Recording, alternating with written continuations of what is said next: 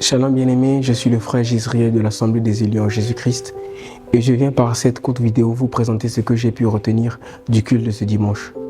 Ce dimanche, nous avons poursuivi avec notre enseignement de la maison du potier avec le sous-thème « Le 12e vase comme l'image de l'Église » tout en se basant sur notre écriture de Jérémie chapitre 18 au verset 4 où l'on voit le potier faire deux vases, le premier qui ne réussit pas et le second qui réussit. Et ce second vase est aussi l'image de l'Église. Je vous recommande vivement d'aller revoir nos anciennes prédications pour avoir une meilleure compréhension de cet aspect.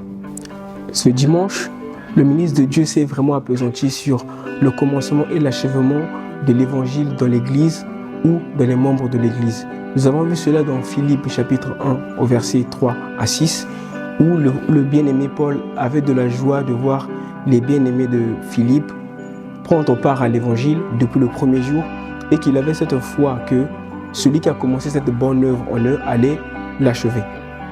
Et le ministre, au travers des Écritures, nous a fait comprendre ce que cela voulait dire. Nous sommes allés dans Actes chapitre 16 au verset 12 où on a vu le frère Paul arriver en Macédoine et pour parler de l'évangile. Et lorsqu'il parlait de l'évangile, il avait une femme nommée Lydie que Dieu avait disposé le cœur et elle a accepté l'évangile, elle a cru en l'évangile et c'est à ce moment-là en fait que l'évangile a commencé dans la vie de cette femme. Puis nous sommes allés dans Galates chapitre 4 au verset 19. Nous avons compris au travers de ce verset que l'achèvement c'est la formation de Christ en nous. L'apôtre nous a fait comprendre cela en faisant l'analogie avec une femme enceinte, que lorsque nous recevons l'évangile, nous sommes comme une femme enceinte qui porte une grossesse. Et cet enfant n'est que Christ. Mais pour que cet enfant grandisse, pour que cet enfant croisse, il nous faut manger. Et ce que nous mangeons, ce n'est que l'enseignement, ce n'est que sa parole pour permettre à cette grossesse d'arriver à terme.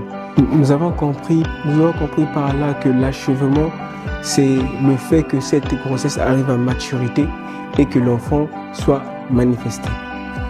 Alors, je vous recommande vivement d'aller suivre la prédication complète sur notre page Facebook ou YouTube et je suis sûr et certain que vous serez bénis par ces paroles.